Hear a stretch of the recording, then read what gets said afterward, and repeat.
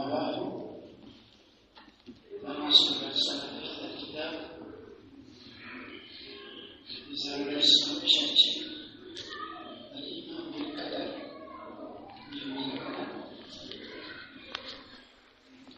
በቀደርና በቀደር ማመን የሚመለከት ነው።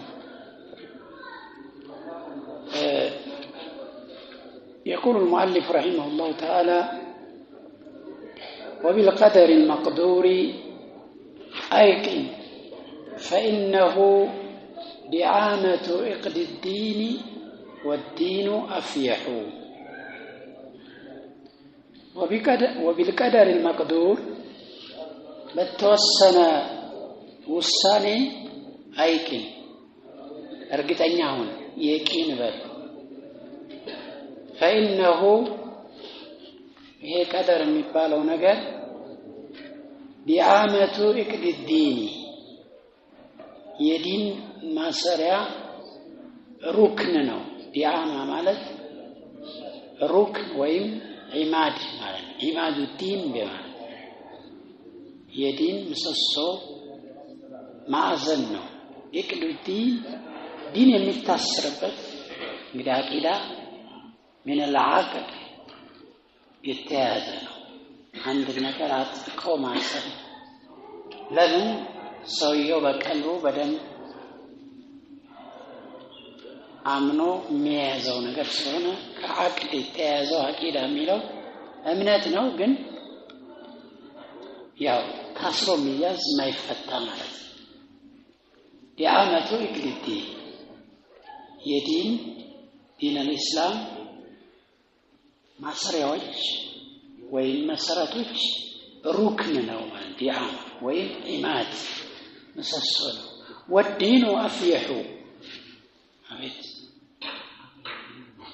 አቅድ ብሎ ሐረከው ሁለቱ መስደር ነው እንግዲህ አቅድም ካለ ያለ ኢቅድም አለ አቅድ መስደር ካለው የሁለቱም መስደር እንግዲህ በሁለት በሶስት በአራት መልኩ ሊኖረው ይችላል አንድ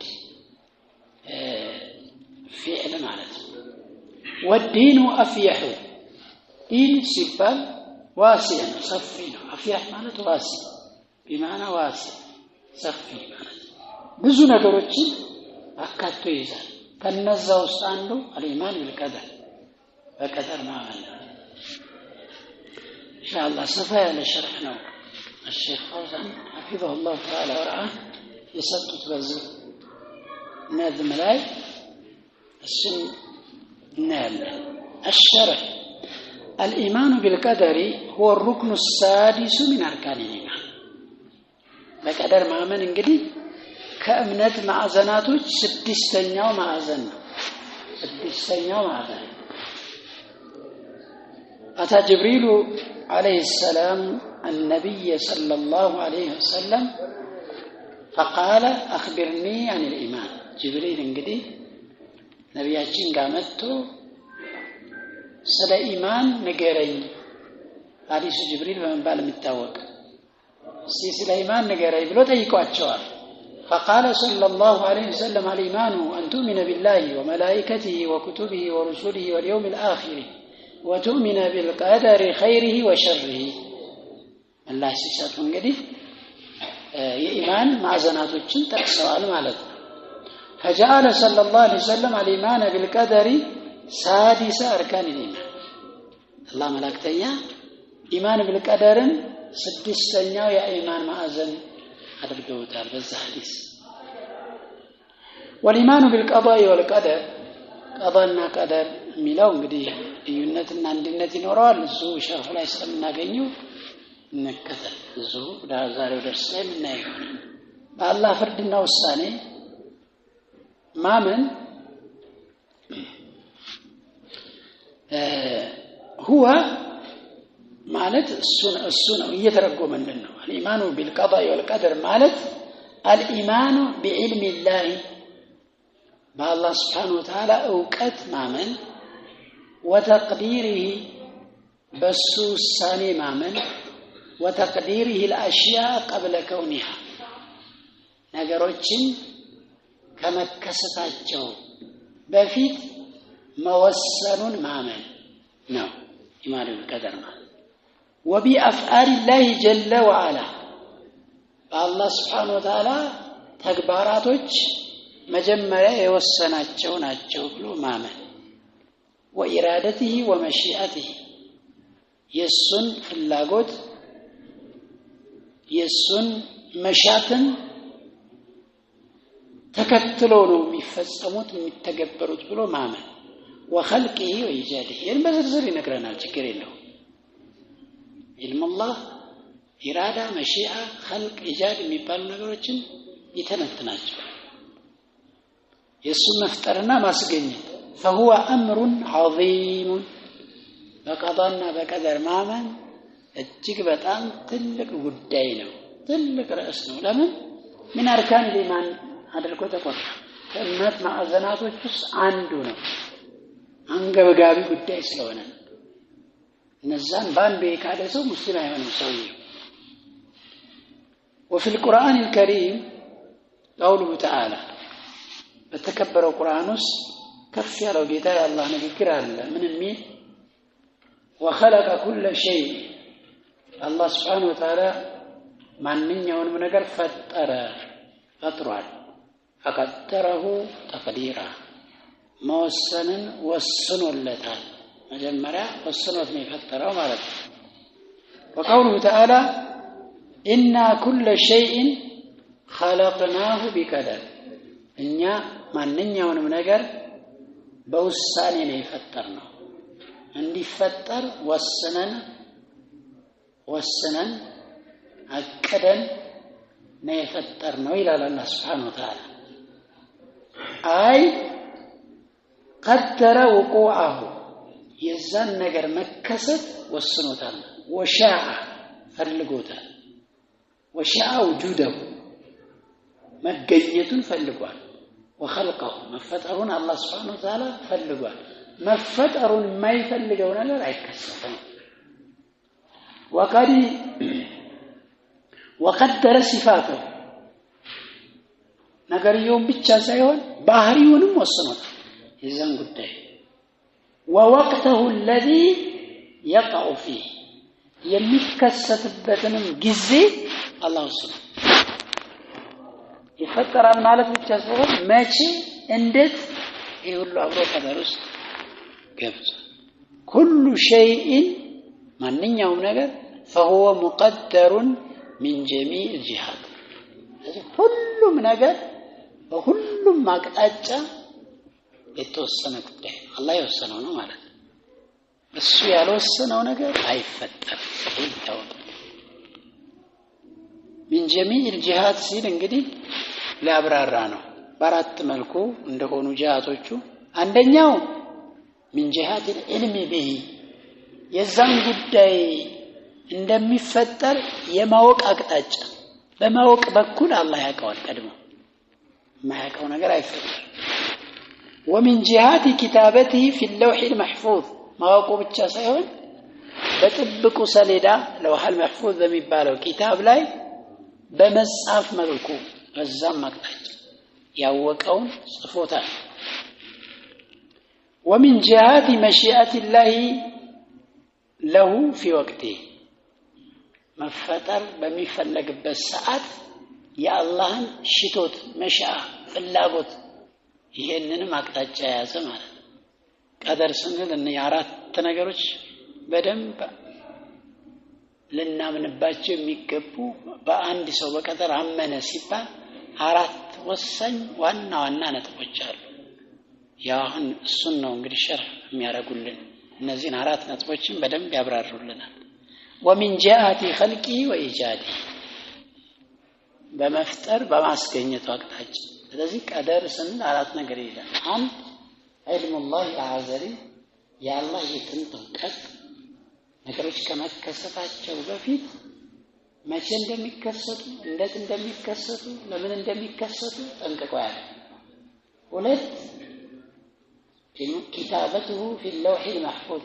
لوح المحفوظ ላይ ያን ነገር ጽፎታል ያወቀው ሶስት ኢራደቱ ወመሽአቱ ይሄ ነገር እንዲከሰት አላህ ይፈልገዋል መሽአ ኢራዳ የሚባል ነገር አራት ኢጃዱ ወኸልቁ ማስገኘት ወይም መፍጠር እኔ አራት ነገሮችን የተያያዘ ነው ኢማን ቢልቀደር ይህን አራት ነገሮችን ያካትታል ማለት ነው فكل شيء ማንኛውም ነገር له صفات የራሱ መገለጫ ባህሪ ያለው جعل الله له አላህ ለሱ ያደረገው ለነሱ ያደረገበት ባህሪ አለ جعله الله ጥሩ ነው ምን አለና جعله الله እሺ لا يزيد عنها ولا ينقص ማንኛውም ነገር የራሱ መገለጫ ባህሪ አለ ከዛ ባህሪው አላህ ይሄ ነው ብሎ ካስቀመጠው ባህሪ አይጨምርም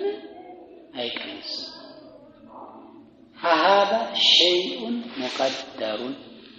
እንግዲህ የተወሰነ የተፈረደ ጉዳይ كما قال تعالى وما ننزله إلا بقدر معلوم ብሏል አላህ ዝናብን አስመልክቶ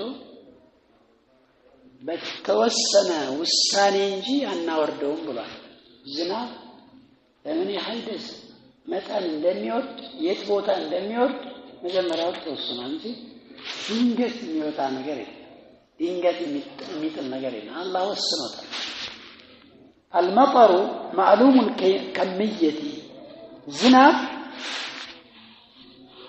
መጠኑ የሚታወቅ ነው ከሚያ ኳንቲቲ ማለት ነው መጠኑ ይታወቃል ومعلوم مكان النزول የት ቦታ እንደሚወርድ ይታወቃል ዝናብ የት ቦታ እንደሚወርድ ይታወቃል ووقت النزول መቼ እንደሚወርድ ዝናብ የሚታወቅ ነገር فهو معلوم لله እኛ እናቀውም አላህ Subhanahu Wa Ta'ala ያውቀዋል ማለት ነው كما قال لله تعالى من جميع جهاته ስለዚህ በሁሉም አቅጣጫ ነው የዝናብ መምጣት አላህ ያውቃል ስንል በምን ያህል መጠን የት ቦታ መቼ ይቆረጣል everything በሁሉም አቅጣጫ አላህ Subhanahu Wa Ta'ala ቀደር ከቦታል እንጂ ዝም ብሎ ዝናብ መጣሉን ብቻ አይደለም አላህ Subhanahu Wa Ta'ala ሰዓቱን ባይታወቅም አይባል አላህ ዘንድ ሁሉም ነገር ይታወቃል فما من شيء إلا والله جل وعلا علمه ምንም አይነት ነገር የለም አላህ የላቀና ከፍ ያለው ጌታ የሚያውቀው ይሆን وخلقه وقدره የፈጠረውና የወሰነው ቢሆን እንጂ ምንም ከሱ ውሳኔና ዕውቀት የሚወጣ ምንም ነገር የለም لم يوجد بدون خلق بدون خلق ነው የሚለው خلق ይሄ እናንተ ይላል خلق አላህ Subhanahu Wa Ta'ala ሳይፈጥረው አልተገኘም አላህ ሳይፈጥረው የሚገኝ ነገር ምንም የለም ولا من غير سابق تقدير ያለፈ ውሳኔ ሳይኖር የሚከሰት ነገር የለም አላህ ቀድሞ አላህ ቅዱስ ሳይገባ እንደ ድንገት የሚፈጠር ነገር የለም ስፖንታኒየስ የሚባል ነገር አላህ ዘንድ የለም ሙሳደፋ ድንገት ማለት እንግዲህ ሰው ልጆች የሆነ ነገር እየሰሩ ድንገት ያ ነገር ብቅ ይልባቸዋል እንደገና ደግሞ ያን ይመራመራል በቃ ስለማያውቁት ማለት አላህ ዘንድ ምንም ስፖንታኒየስ ዝም ብሎ በሙሳደፋ ድንገት የሚፈጠር ነገር የለም ይሄ ይታወቅ ومن غير أنه مكتوب في اللوح المحفوظ لوح المحفوظ ላይ የተጻፈ ነው ተብሏል ከዛ ውጭ የሆነም ነገር የለም ቀድሞ አላህ Subhanahu Wa Ta'ala ጽፎታ ያ ከዛ ውጭ የሚፈጠር ነገር አላህ ማያውቀው ነገር የለም ሁሉንም ነገር ያውቃል ومن غير أن يشاء الله الله ሳይሻም የሚፈጠር ነገር الله ሳይሻም ሳይፈልግ የሚፈጠር የለም جل وعلا ويريد ኢራዳና መሻ ሙተራሪፍ ናቸው ማናቸው ቀራረባል فأمور الكون የዚህ ግን ጉዳዮች ليست فوضى ዝም ብሎ ልቅ አይደል ታስቦበት ታቀዶበት ተወስኖ የተፈጠረ እንጂ እንደው ልቅ ሆኖ ዝም ብሎ የሚፈጠር የለም ወኢነማ هي منضبطة بتقدير الله سبحانه وتعالى بتقدير الله لها እንግዳስ በአላህ Subhanahu Wa Ta'ala ውሳኔ የገጠመች ስርዓት የያዘች ናት ضبط የአንድ ነገር ስርዓት የአንድ ነገር አቋም ማለት ነው ለአላህ Subhanahu Wa Ta'ala ውሳኔ የገጠመች ወኢጃቢህ ለሱ ማስገኘት لها እሷን ለማስገኘቱ የገጠመች ወመሺአቲህ لها بصفاتها التي هي عليها ሰባለችበት ባህሪ የአላህ Subhanahu Wa Ta'ala ውሳኔ ገጥማ ነው የምትፈጠረው فهذا أمر مهم جدا ይሄ እጅግ አንገብጋቢና ወሳኝ የሆነ ነጥብ ነው የቀደር ጉዳይ በጣም ወሳኝ ነው والإيمان بالقضاء والقدر እንግዲህ በቀዳና በቀደር ማመን ضلت فيها أفهام ግንዛቤዎች ተሳስተውበታል وزلت فيه أقدام ብዙ እግሮች ተንዳልጠዋል አንዳልጧቸዋል ምን ያላደረጉ ሰዎች ممن لم ينظروا في الآيات القرآنية والأحاديث النبوية የቁርአን አንቀጾችንና የነብዩን ሐዲስ ያልተመለከቱ ሰዎች በጭንቅላታቸው ሲፈተፍቱ እግራቸው ተንሸራቷል አስተሳሰባቸውም ተሳስተዋል እንግዲህ በቀደር ጉዳይ ቁርአንና ሐዲስ ያለውን መራመድ ወይም መተላለፍ ለስተት ይዳርጋል ይያለ ነው وإنما اعتمدوا على عقولهم እንዲህ አይነት ሰዎች ለስተት የተጋበዙ ሰዎች እንግዲህ የተገደፉት አቅሎቻቸውን አምሮቻቸውን ወአፍካሪ የራሳቸውን አስተሳሰባቸው በዚህ ምክንያት فتخبطوا في القضاء والقدر በቀዳና በቀደር ተገለባበጡ ወደቁ ተነሱ ተخبطا فظيعا አስደንጋጭ የሆነን መገለባበት መከረባበት ተከረባብተዋል ይያል وهذا الله على السنة والجماعة على السنة والجماعة الله ቀናው መንገድ መራቸው ከነሱ ያርጋል فآمنوا به በቀደር አምነዋል على الوجه الذي أراده الله الله بفلقوا ملكو أمنوا وفرضه على عباده باباروች ላይ ግዴታ ባደረገው መልኩ አምነው ተቀበለዋል አህሉ ሱና ወል ጀማዓ بموجب ሲያምኑ ባይሆን بموجب نصوص الكتاب ቁርአንና ሐዲስ በሚያስፈርደው የቁርአንና ሐዲስ ማስረጃዎች በሚያስዋጅቡት መልኩ ከዓደቲን في جميع أبواب العقيدة በሁሉም የአቂዳ ርዕሶች እንዳላቸው ልምድ በዛ መልኩ ተቀበሉ አህሉ ሱና ወል ጀማዓ والبحث في القضاء والقدر يتضمن أمورا كثيرة እንግዲህ በቀዳና በቀደር ላይ የምናደርገው ጥናት ብዙ ነገሮችን አካቶ ይዛል ይላል ብዙ ነገሮችን ወደፊት አሁን እሱን ያያየን ነው ብዙ ነገሮችን ማወቅ ተጠበቅብናል ከነዛ ውስጥ እንግዲህ አወለን የመጀመሪያው ማዕና القضاء والقدر ቀዳና ቀደር ማለት ትርጉሙ ምን እንደሆነ እናያለን ባጭሩ አንዱ እሱ ነው القدر قدر ማለት هو تقدير الله جل وعلا للاشياء يا الله ውሳኔ ለነገሮች አላህ የሚወስነው ውሳኔ وإرادته لها እነዛ ነገሮችን መፈለጉ وإيجادها ከመፈለግም አልፎ መፍጠሩ ኢጃድ ማስገኘቱ في وقتها መገኘት በሚገባው ወቅት ይሄ ቀደር እንለዋል هذا معنى القدر وكذلك معنى القضاء ይሄ ቀደርን የቀዳም ማዕና ይሁን ቀዳና ቀደርን አንድ ለማድረግ ማለት ነው እንግዲህ አንድ የሚሆኑበት ቦታ አለ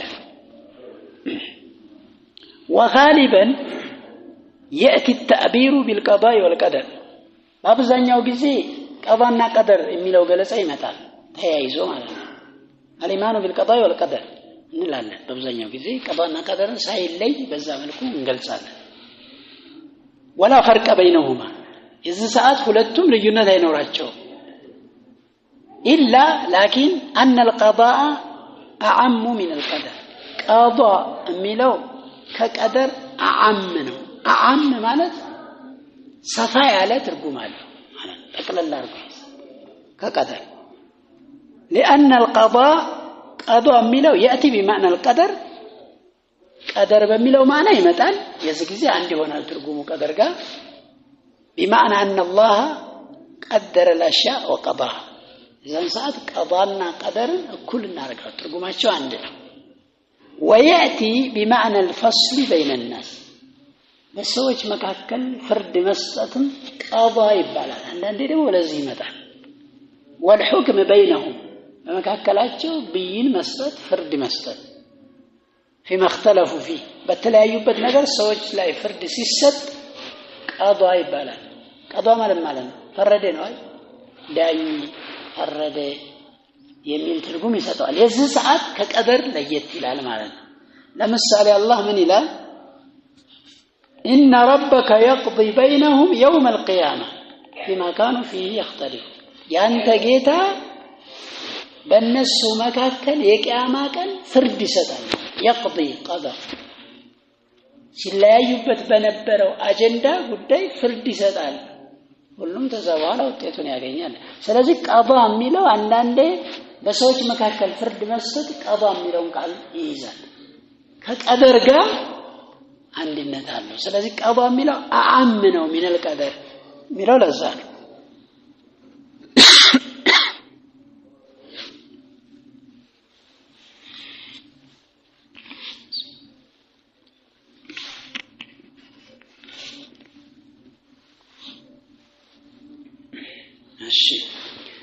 فالقضاء أعم من القدر بس مسرت قضاء ميلو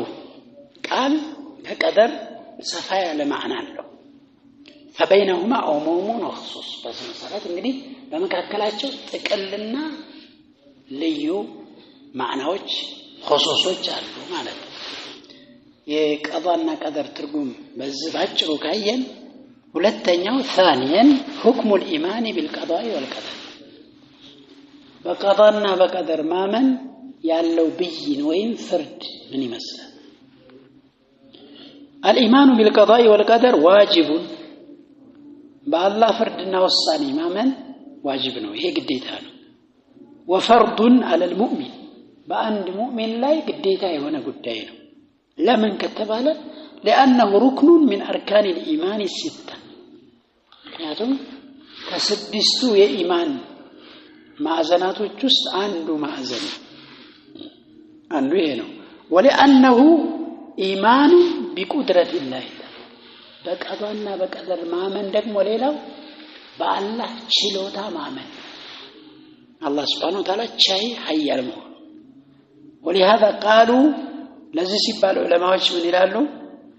القدر قدرة الله ቀደር ማለት ውሳኔ የሚባለው የአላህ ችሎታ ነው ይላሉ فمن جحده يقضانا قدرن የካደ ሰው فقد جحد قدرة الله يا الله ችሎታ ክዷል አላህን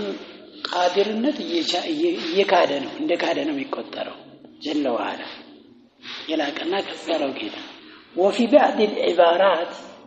በአንዳንድ ገለጻዎች ደግሞ القدر سر الله في خلقه ምንም ማለት ቀደር ማለት የአላህ በፍጥሮቹ ላይ ያለ ሚስጥር ነው እንግዲህ ሚስጥር ጎርጉሬ ያወጣለው ማለት መጃጃል ነው ማለት ቀደር የአላህ ሚስጥር ነው ያ እሱ ነው የሚያውቀው ዝርዝር ነገር ከተነገረን ውጭ መራመድና መፈትፈት ሌላ ችግር ውስጥ ያስገባል والبحث في القضاء والقدر በቀዳና በቀደር ላይ ጥናት ማድረግ መመርመር لا يجوز أن يتعدى فيه ما جاء في النصوص من الكتاب والسنة በቁርአንና በሐዲስ ውስጥ ከመጣው ማስረጃ ውጭ መራመድ አይበቃም ለምን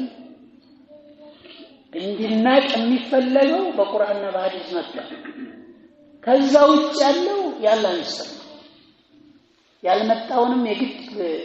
ጎርጉሬ ላውጣ ማለት ይሄ እንግዲህ ራስን ወደ ጥፋት ይዳረጋል والتعمق فيه يفضي إلى الضلال والحيرة በጣም እሱ መስመጥ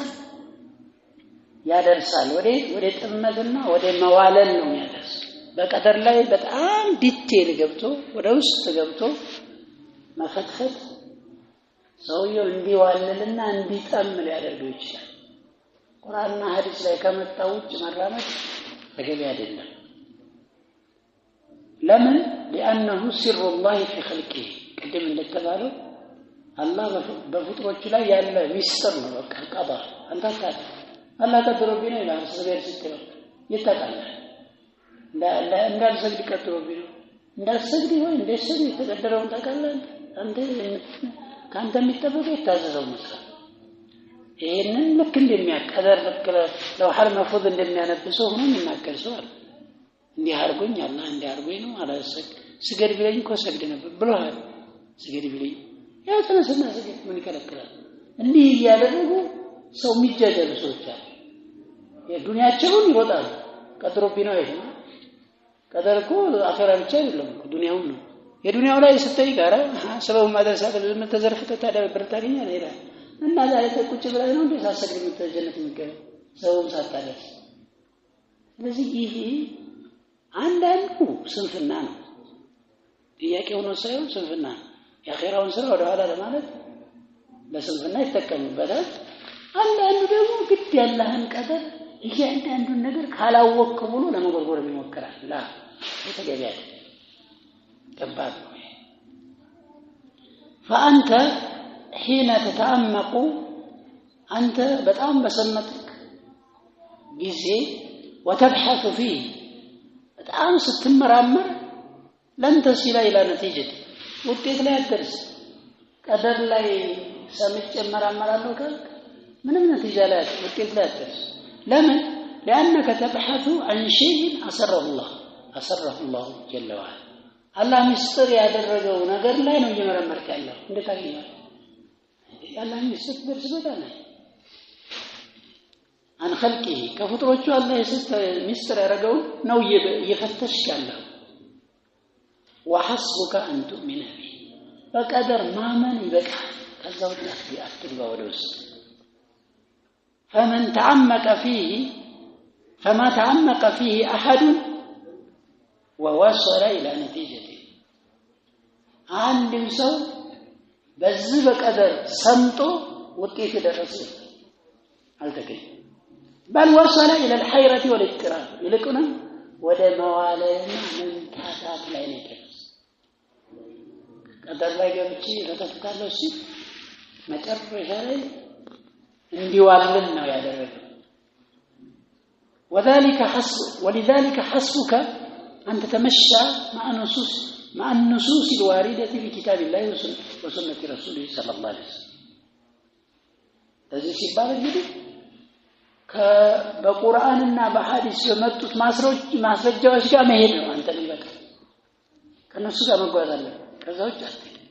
في إثبات القدر قدرن በማስበት ላይ ቁርአንና ሐዲስ የመጡ ማስረጃዎች አሉ ከነሱ ጋር ሄድ والإيمان به بقدر بمامن ويكفيك هذا ይሄ ይበቃል እንጂ ያላህን ቀደር ተቀላላ ወሰንስሩን አቃለው ብለህ አትሞክር ሁክሙን ነገረን እንግዲህ ሁክሙ الإيمان بالقدر واجب ነው ፈርድ ነው ብሎናል ለምን ተተባለ من أركان الإيمان ውስጥ የሚካተት ነውና ثالثا ሶስተኛው مراتب الإيمان بالقضاء والقدر በቀዳና በቀደር ማመን ደረጃዎች አሉት ቅድም ያነሳናቸው አራት ደረጃዎች ያሉታል አንድ ሰው በቀዳና በቀደር አመነ የሚባለው እነዚህን አራት ደረጃዎች ጠብቆ ሲያምን ነው አራቱን ደረጃዎች ጠብቆ ሲያምን ነው።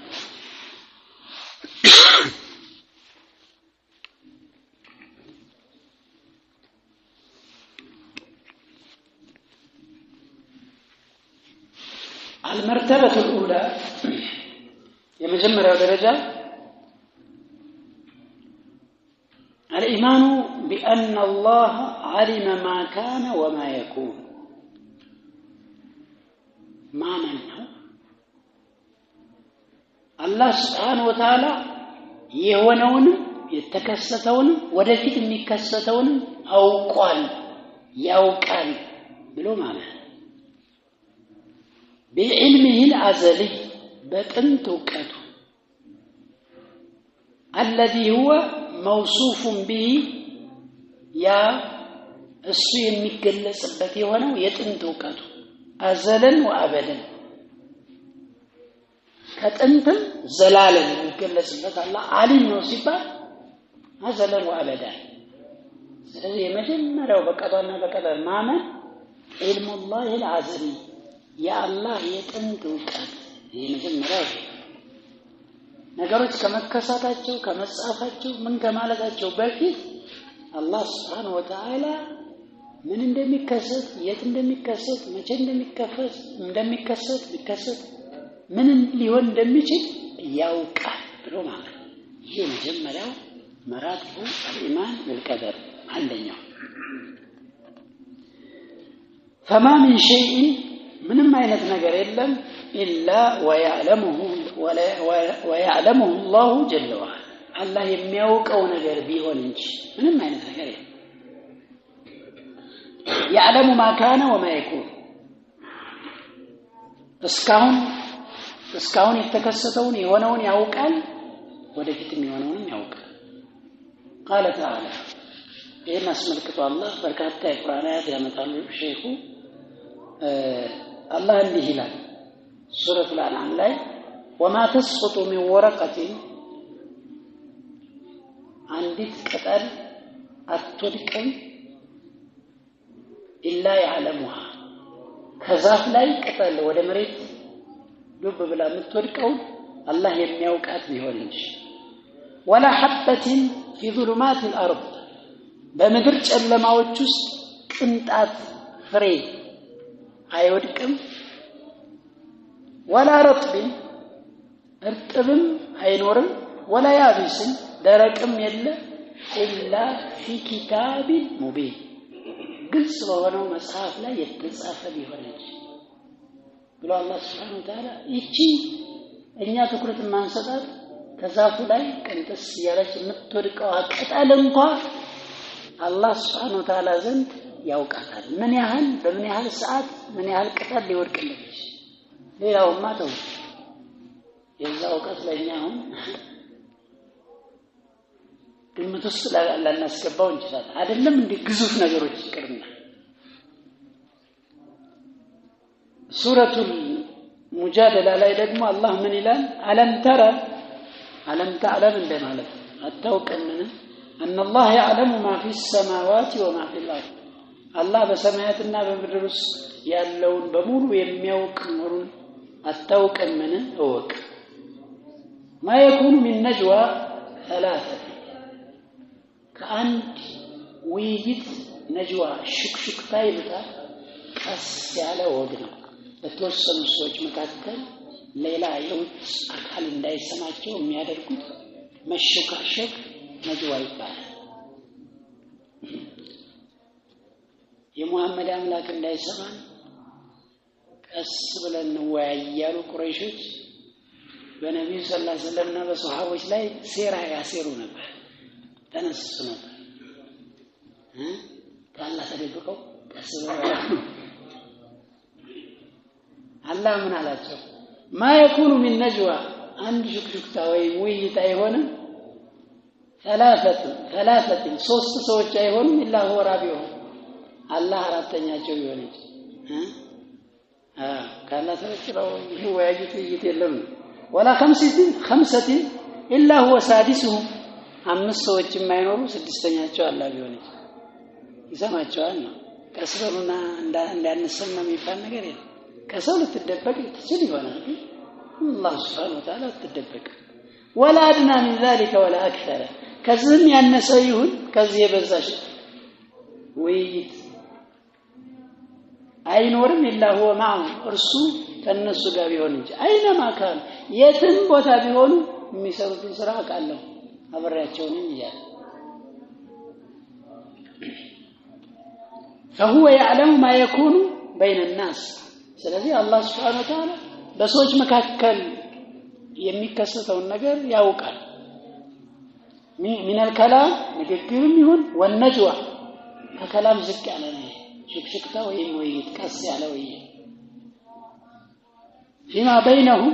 برساቸው ማለት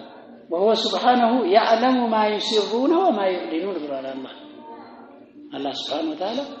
የሚመሰክሩትን ግልጽ የሚያረጉትን ያውቃል በግልጽ የሚያወሩትን በድብቅ ቀስ ብለው የሚያወሩትን ያውቃል አላህ ስለዚህ ኢልሙላህ العزلي የአላህ የጥንት ዕውቀት ይሄ ከቀደር ኢማን የመጀመሪያው ክፍል ነው والله عليم بذات الصدور الله በልቦች ውስጥ ያለውን አዋቂ ጌታ ነው يعلم ما في السماوات وما في الأرض ويعلم ما في السماوات وما في الأرض السماوات هنا درس ያለውን በሙሉ ያውቅ وقال تعالى إن الله لا يخفى عليه شيء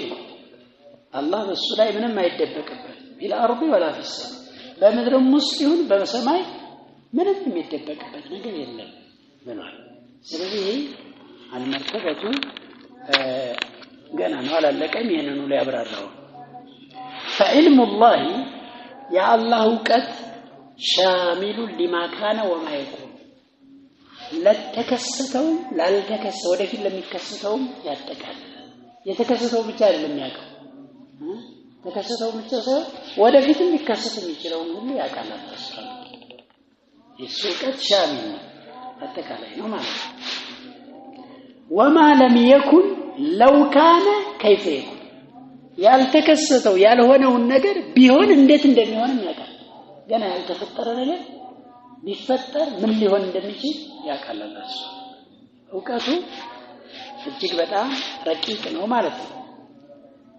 كله داخل في علم الله جل وعلا كله الله سبحانه وتعالى وقتس የሚገባ الشامل المحيط بكل شيء يا الله وقت ማለት አጠቃላይ ሁሉን ነገር የሚያካብብ በሆነ ወቀት ውስጥ የሚገባ ሁሉን ነገር بالماضي المحيط بكل شيء ሲባል ሁሉን የሚያካብብ ማለት بالماضي ያለፈውንም የሚይዝ والحاضر ያሁን ያለንበትንም የሚይዝ والمستقبل ወደፊት ስላለው የሚያካብብ የሆነው ዕውቀት ይገባል ማለት ዓሊም ነው ይሄ እንግዲህ مرتبه الاولى من القدر ከቀደር የመጀመሪያው ደረጃ ነው ማዝመቱ ገና አጥር ማስ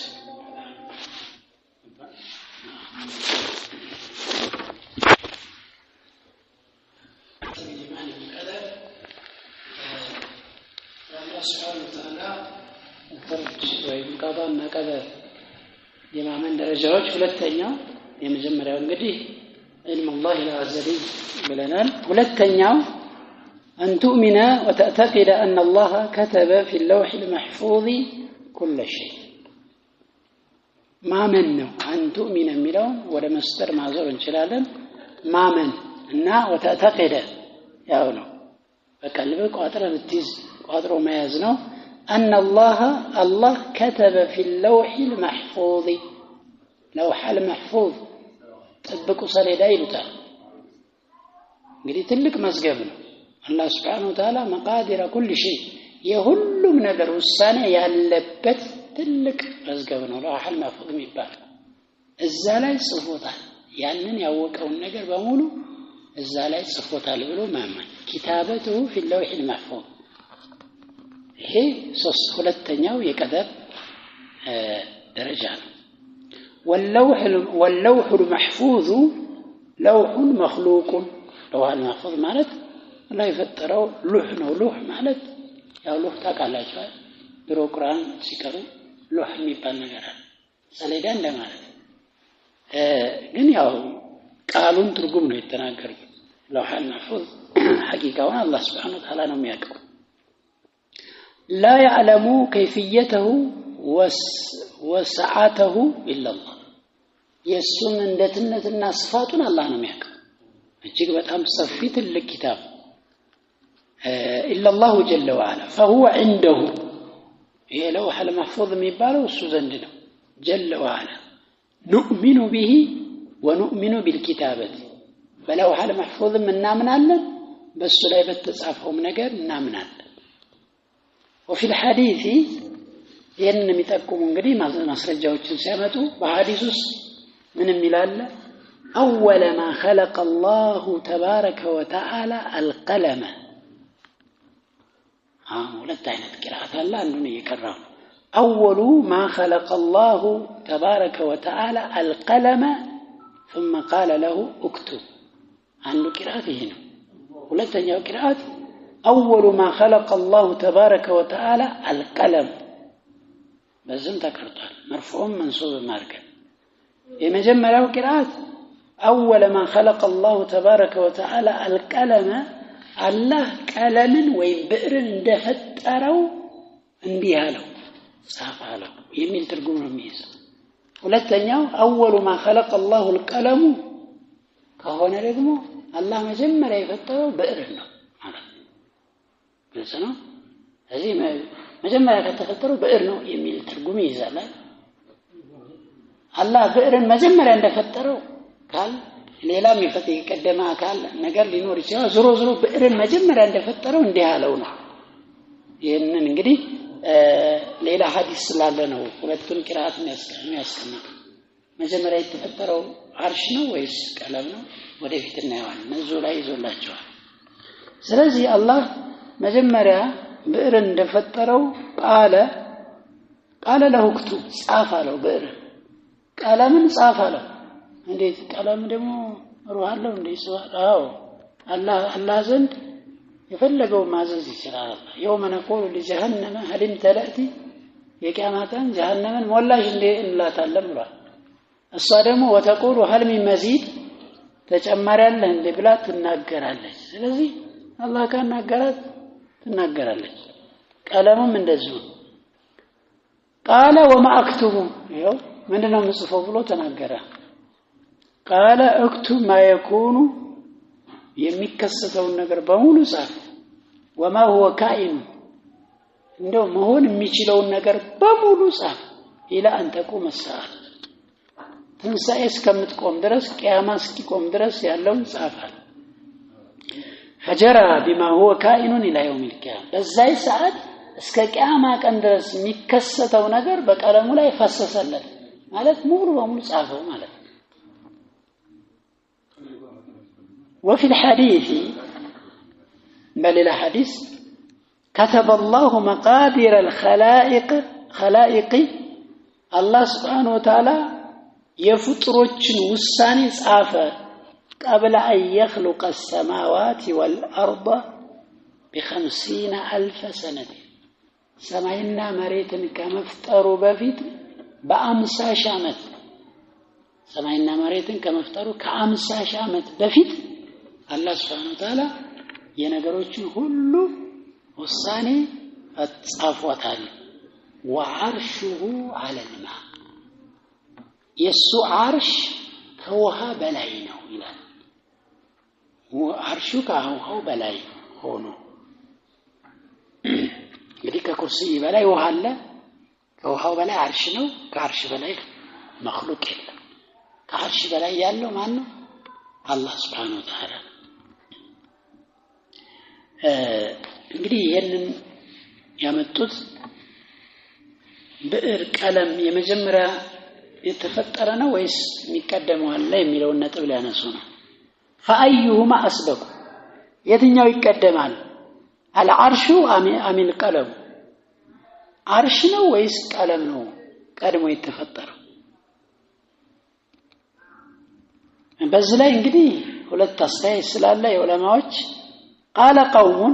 አንድ ሶስት ሐሳቦች አሉ ሶስት አስተያየቶች የተወሰኑ ሰዎች العرش أسبق من القلم عرش كقلم يقدمال የሚለው አለ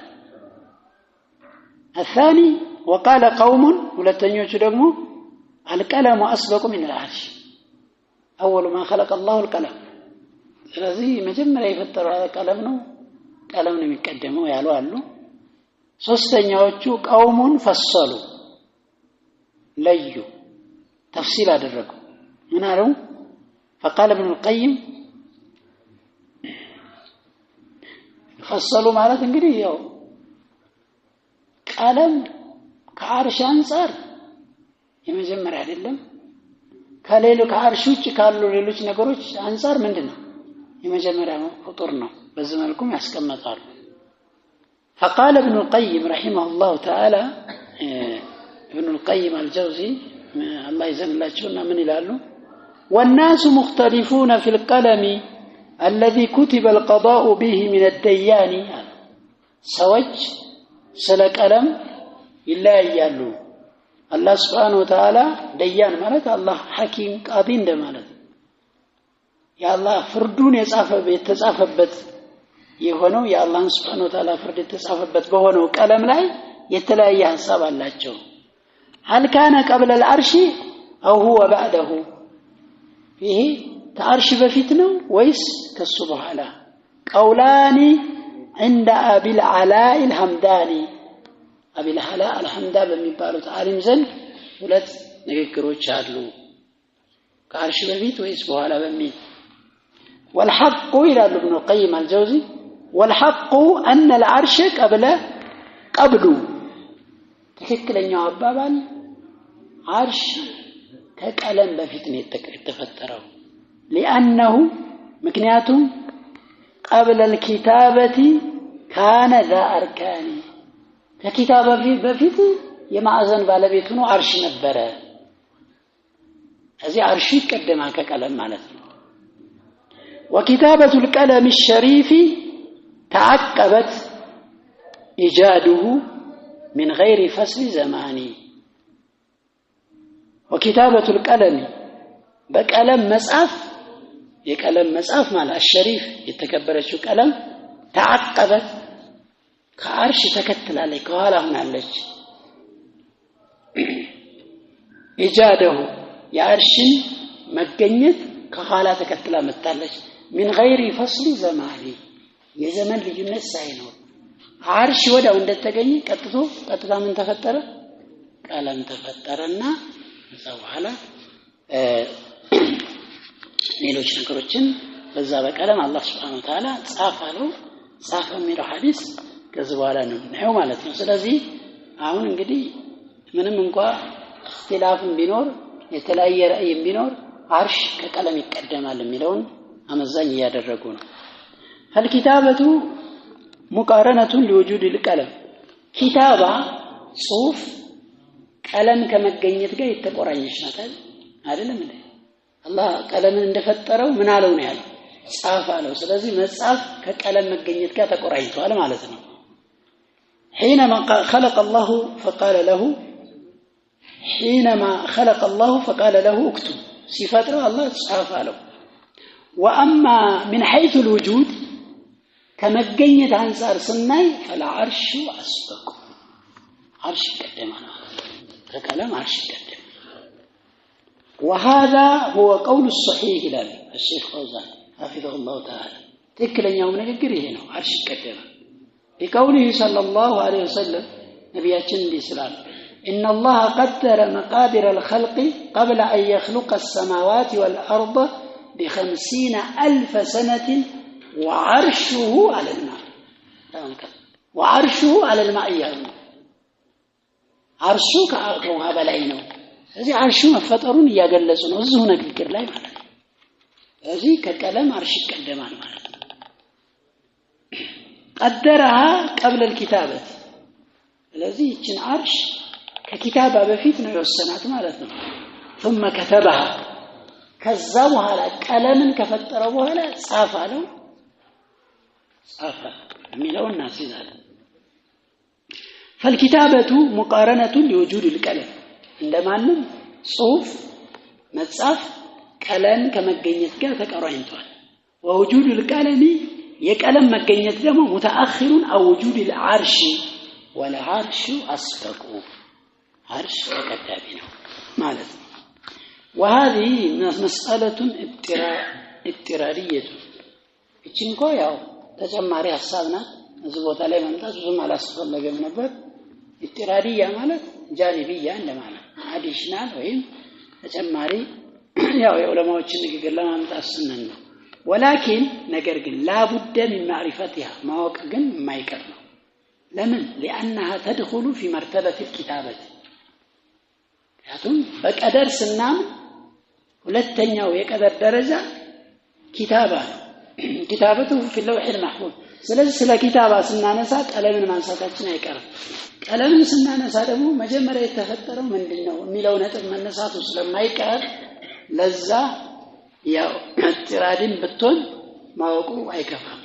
وهي الكتابة العامة الشاملة التي كتب فيها كل شيء ኪታባ የምንለው እንግዲህ አጠቃላይ የሆነች ኪታባ ነው አጠቃላይ የሆነች ሁሉን ነገር የምታጠቃልል አላህ Subhanahu Wa Ta'ala ሁሉ የፈጠረውን ነገር በሙሉ ለውሐ ለመሕፉዝ ላይ ጽፎታል የሚል ነጥብ ማለት ነው وقد يسأل سائل ጥያቄ ሊጠይቅ ይችላል አሉ ምን የሚል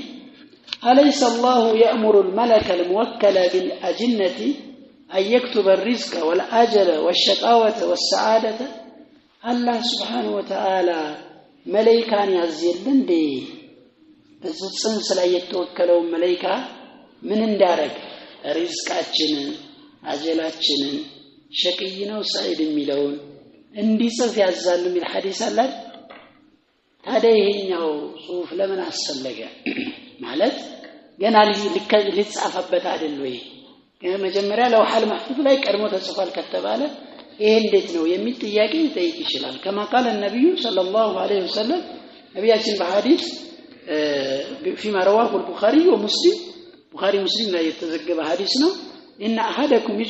ان احدكم يجمع خلقه في بطن امه 40 يوما ثم يكون علقة نطفة يام እንደኛችሁ እናታችሁ ጽንስ ውስጥ 40 ቀን ነፍስ ከዛ በኋላ ይረጋደል ከዛ ለማጭ ስጋ የሆነ ይቆያል የሚል ሐዲስ አለኮ ثم يرسل الملك فينفخ فيه الروح ከዛ በኋላ 4 ወር ሲሞላው መላእክት ተልኮ ሩህ ይነፋበታል ويؤمر باربع كلمات بكتب رزقه واجله وعمله وشقي او سعيد እኔ ነገሮች ይጻፋሉ የሚል ነገር አለ አይደል ወይ እና ይሄ ጽሁፍ እንዴት ነው የሚል ጥያቄ ሊጠይቅ ይችላል ይላሉ الشيخ فوزان حفظه الله تعالى الله ይጠብቃቸውና አላህ አፊያ ይስጣቸው ጤናቸውን ጨምርላቸው ምንድነው መልሱ አሉ الجواب هذه الكتابة يتصوف تفصيل للكتابة السابقة لعلفوا تصوف زرزرنا زالي لو علم مفهوم لا يتصفال أنا الفلان تزقات جالش تماريش من مرانس ايش لازم بلان ستزقات كان الفلان قايتاችሁ ከሆነ ያው ትክክል አይደለም ከዛ እየቀዳችሁ እና ይሄ ጽሁፍ ከዛኛው ጋር وهي ماخوذه من الكتاب السابقه التي في اللوح المحفوظ لوح المحفوظ ላይ ከተጻፈው ኪታብ ከዛ የተወሰደ እዛ ጋር ምንም የሚጋጭ ነገር የለም ማለት ነው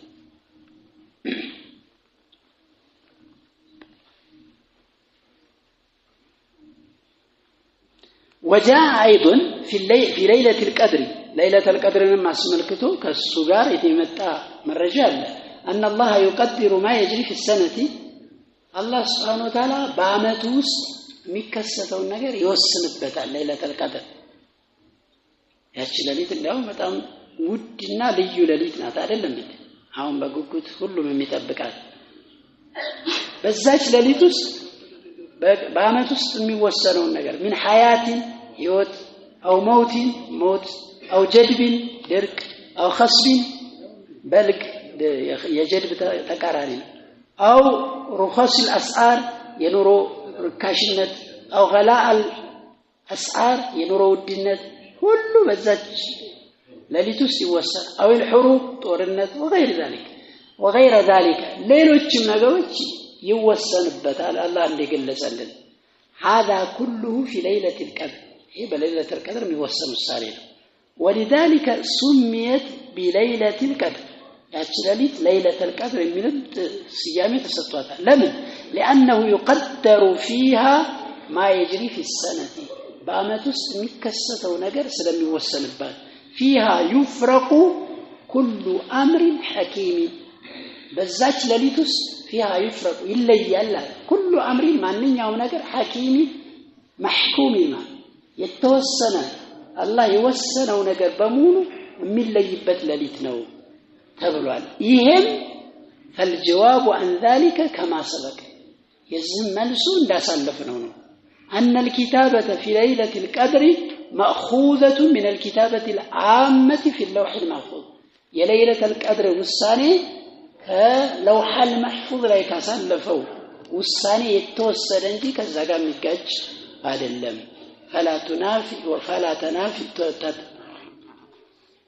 فلا تنافي ولا تعارض بين الأدلة فلا تنافي ولا تعارض بين الأدلة በሁለቱ ማስረጃዎች መካከል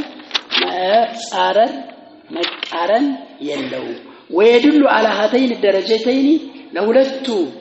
ደረጃዎች የሚያመላክተን ደሊል አለ እየጨረስን ነው العلم والكتابة ዕውቀትንና ኪታባን የሚጠቁመው ቀውሉ ተዓላ ያላህ ንግግር ነው ما أصاب من مصيبة في الأرض ولا في أنفسكم በምድር ላይም በምድር ውስጥም ይሁን በእናንተ ውስጥ በእናንተ ላይ ሙሲባ ያገኛችሁ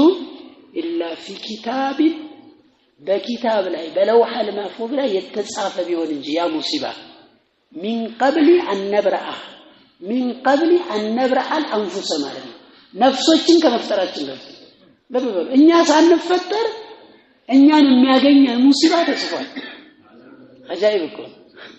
ባለቀ ነገር ነው ማለት እኛ ድብንቅ ምንለው ማለት ሳንፈጠር አንብራሃ የሚለው ዶሚር ሐዋ ዶሚሯ ለአንፉስ ነው የሚመለሰው ነው የሚለው ነፍሷ ሳትፈጠር የሚያገኛት ሙሲባ መጀመሪያው ነው ተጽፏል ይያለ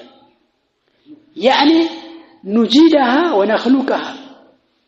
فدل على أن كل ما يجري من المصائب أنه مكتوب في اللوح المحفوظ نكتفي بهذا القدر وصلى الله على محمد وعلى آله وصحبه وسلم السلام عليكم